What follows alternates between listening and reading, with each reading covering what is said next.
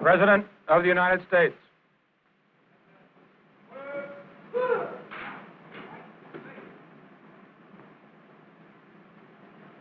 Admiral, Captain, gentlemen, I want to express, on behalf of the members of the Congress, the ambassadors from many countries, on behalf of myself, I think the people of the United States, great appreciation to you, both of your efforts today, your efforts on other days and nights, in spring and in winter and in summer. The United States Navy helps secure the freedom of countries thousands of miles away, ships which sail hundreds of miles from coasts to far-off places, preserve the freedom of those countries.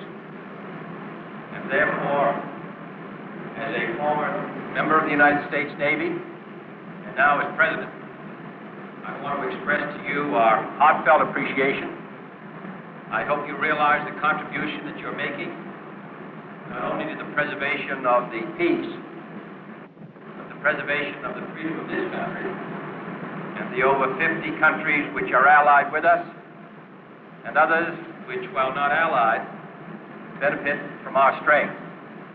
What you have shown us today, the ships, the techniques, and most of all, your own skill and courage, makes all of us return to the capital with a good deal more confidence and hope.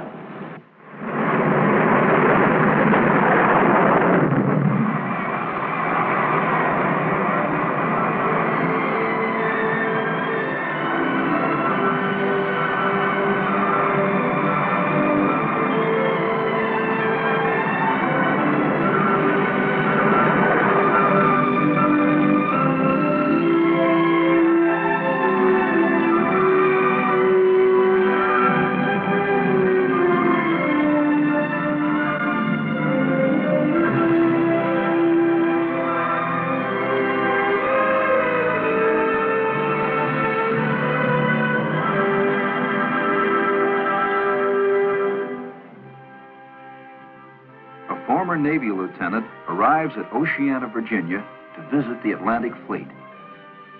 Only now he comes not as a naval officer, but as the 35th President of the United States and Commander-in-Chief of the Armed Forces.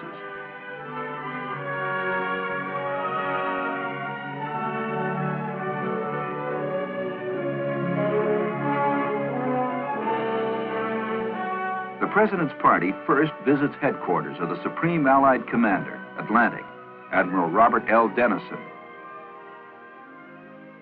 Here, President Kennedy meets officers of the NATO nations who share in the security of the vital Atlantic Sea frontiers.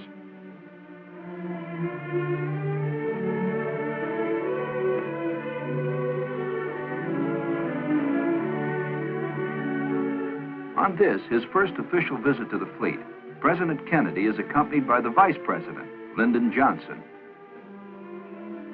Over the next 24 hours, the presidential party, members of Congress, and ambassadors and diplomatic guests from 56 nations will witness at sea and ashore the operations of the men, ships, and planes of the Navy.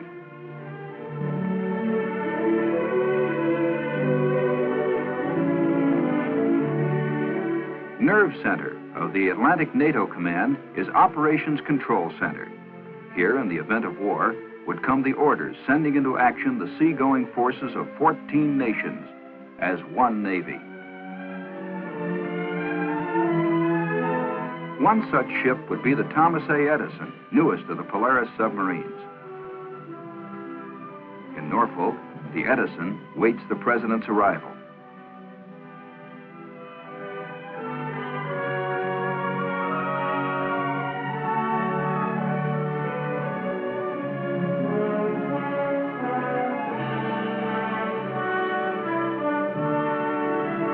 Within weeks, this submarine will join the Polaris fleet already deployed on patrol.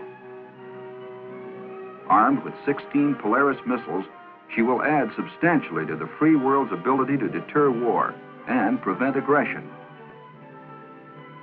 While President Kennedy scans the harbor through one of Edison's periscopes, Vice President Johnson arrives aboard the attack carrier Forrestal.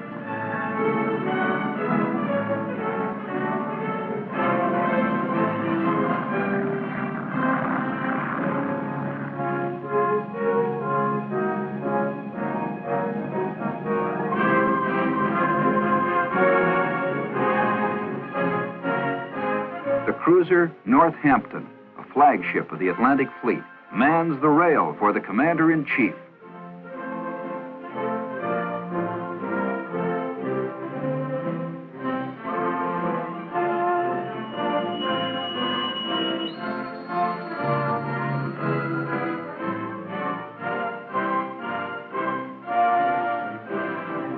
In an emergency, Northampton could serve as the President's mobile command post at sea, one of several nerve centers from which he and his staff could transmit command decisions.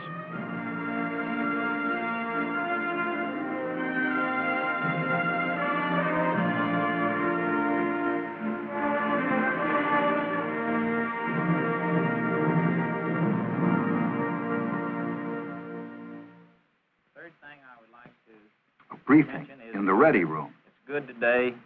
If for some reason we had to divert to the beach, there are plenty of alternate fields along the coast that you can get into. We're operating just south of Cherry Point here. We have a master jet base here, Cherry Point.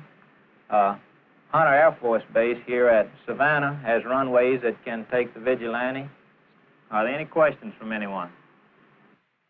Pilots and air crewmen have an opportunity to be ambassadors themselves. They've visited many nations, but seldom has there been the opportunity to reciprocate at sea. The Chargé d'Affaires of the Republic of Mali. Yes. Of Western Africa. Western Africa, yes. It's a pleasure to meet you. I am the ambassador of Honduras. Oh, sí. Tengo mucho gusto. Tengo mucho Muchas gusto. gracias that you speak Spanish. Un poquito. This is my bombardier, Lieutenant General. My name is Mr. Davila. I am from Tegucigalpa, the capital of Honduras. Very I am good. representing my country, your great country, United States. It's my pleasure to meet you, sir. Senator Byrd, I'm Commander Heath. It's a pleasure to know you, sir. Honor to have you aboard. This is my bombardier, Lieutenant Larry Monroe. Pleased to meet you, sir. Is this your first visit with us aboard the Enterprise? Yes, first time aboard the Enterprise. I'm very proud of the fact it was built in Virginia. I'm one of those that believes in airplane carriers. Well, of course, I'm very glad to hear you say that, sir.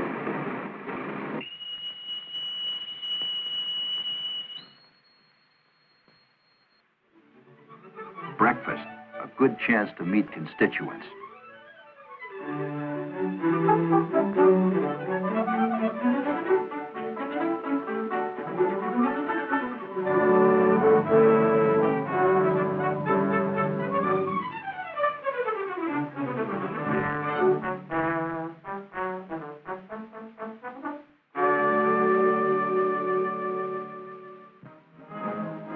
And now, honors, salutes, and ceremonies by the fleet. Nowadays, fleets are widely dispersed across thousands of miles of ocean. This is a rare sight. Among ships saluting the President, the largest in the world, the Enterprise.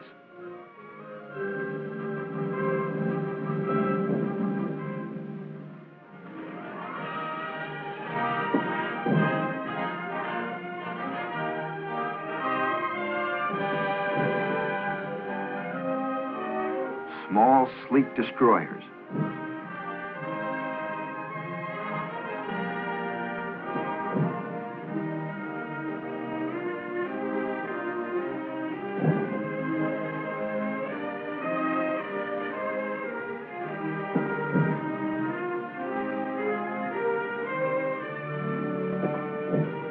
Guided missile destroyers, frigates, cruisers, and the first nuclear-powered surface ship, the USS Long Beach. Amphibious assault ships and their Marines. Proud, dedicated men, proud ships, an answer to the President's question.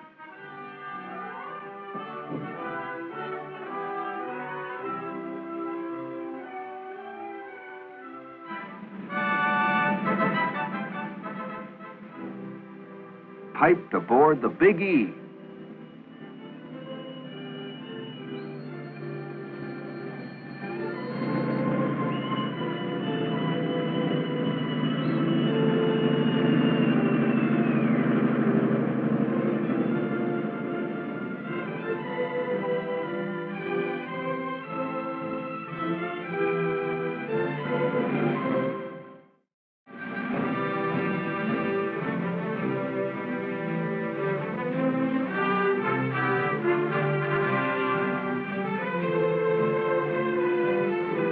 Anti-submarine rockets are ready.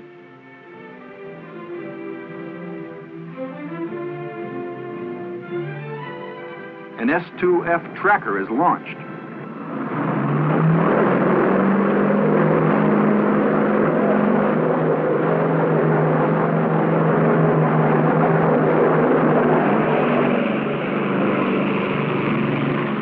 Carrier helicopters also play an important role on the sub-hunting team.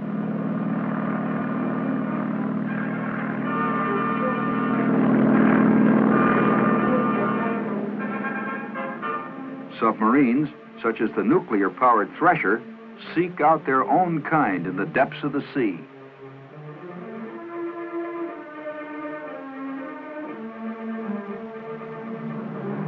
A land-based P-2V Neptune starts the show.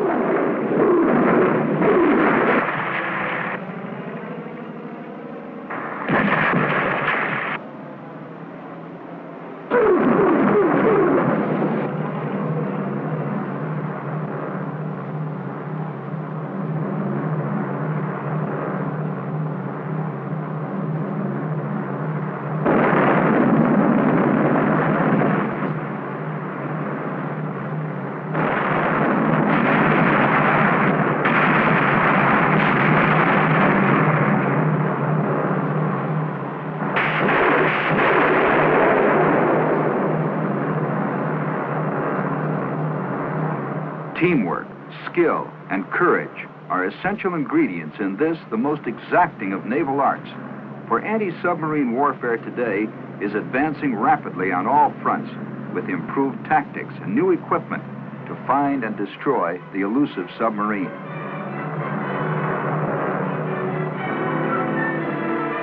Typical of these weapons is ASROC, a sub-killing missile.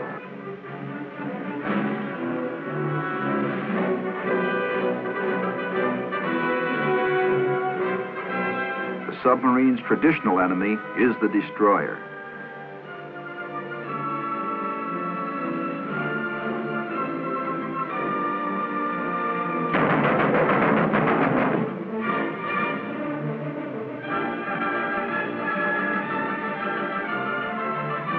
These high-speed sub-hunters remain one of the most effective challenges to submarines threatening our sea lines of communication.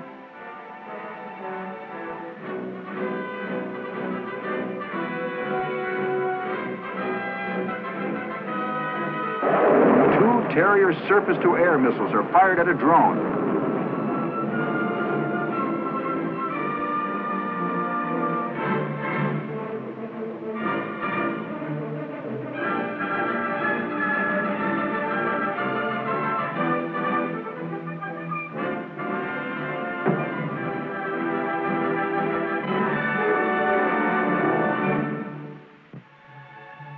Enterprise and Forrestal now turn into the wind to launch aircraft. Each of these floating airfields has a sphere of influence many hundreds of miles in diameter. Spheres of influence which can be moved where needed, when needed. There are no fixed addresses in the fleet. A demonstration of fleet air firepower by high-performance jet aircraft. The Navy's newest and hottest, the F-4H Phantom. A-3J Vigilante, attack bomber of tomorrow.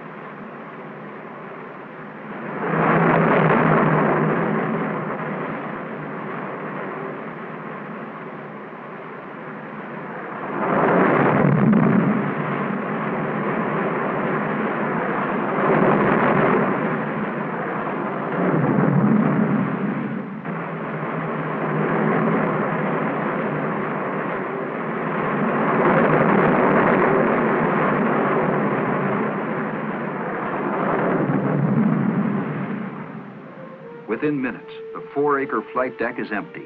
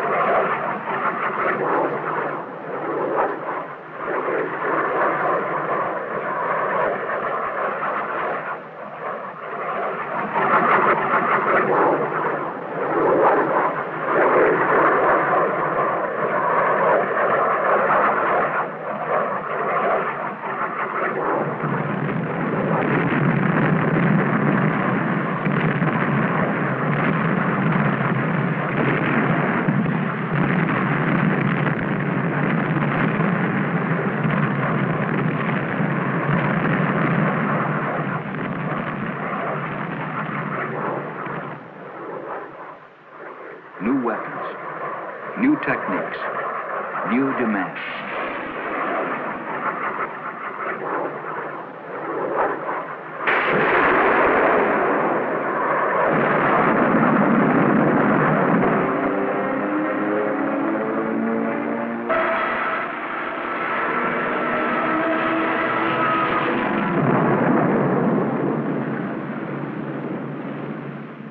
These planes are visible evidence of how carrier aircraft support directly amphibious forces over the beach or other combat troops farther inland.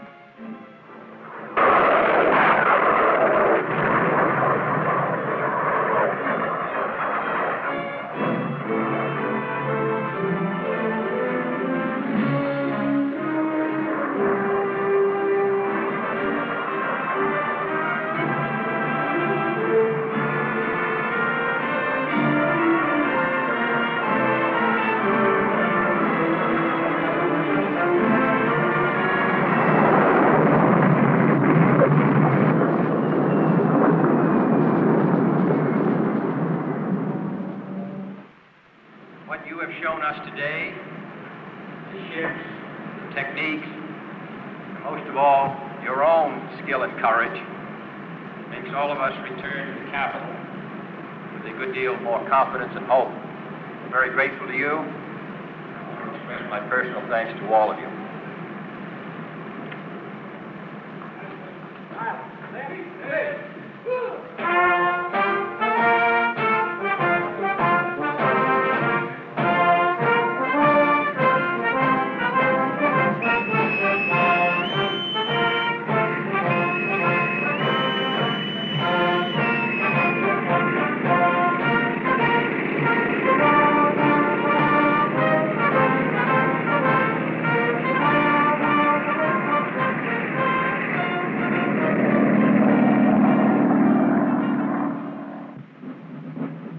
Camp Lejeune, North Carolina.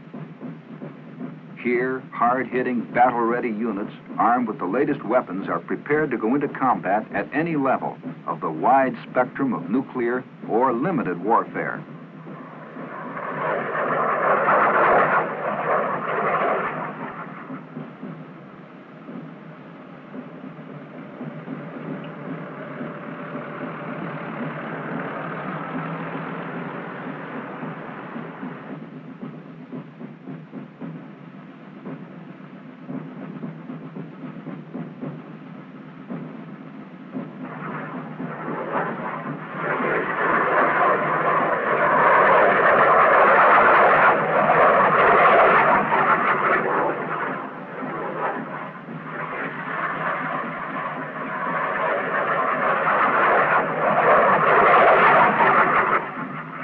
Nearby, at Onslow Beach, the president is joined by the Shah of Iran in the United States on a state visit.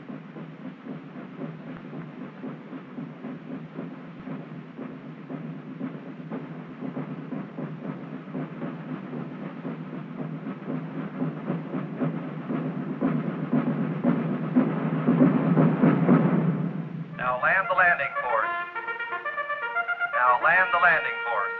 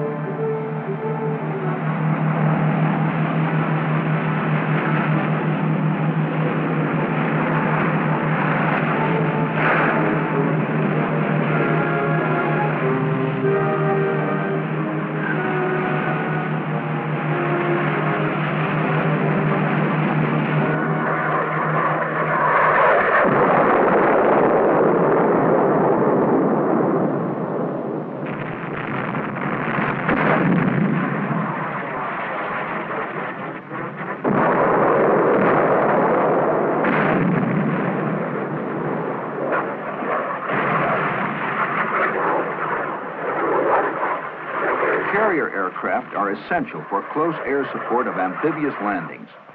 The planes you see here are manned by Marines.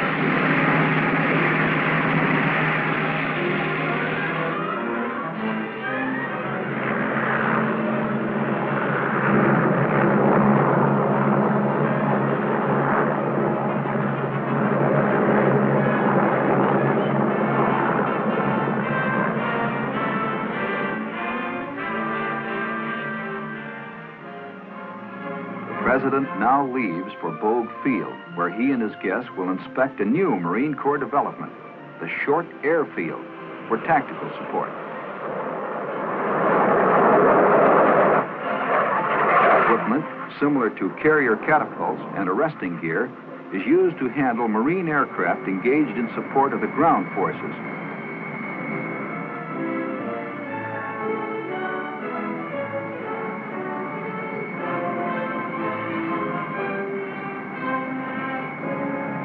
This prefabricated short airstrip can be built in very little time. Turboprop transports can airlift tons of supplies into and out of such airstrips.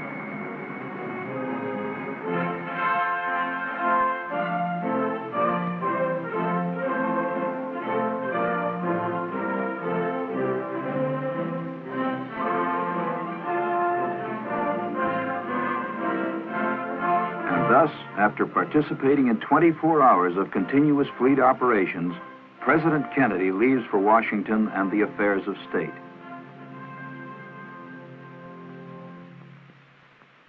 For the men of the Navy and Marine Corps, the exercise has been a brief but eventful interlude in a demanding schedule.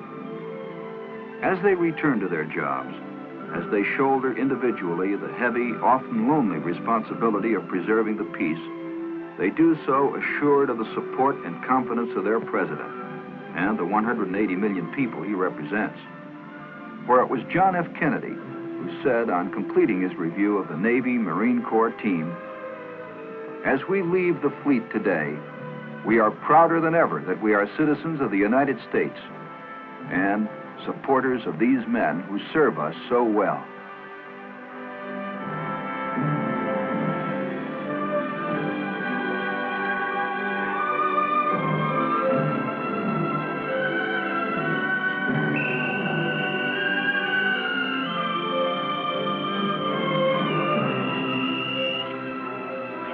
Special Sea Detail. That's the Reckless Seaman Watch. On deck, Section 2.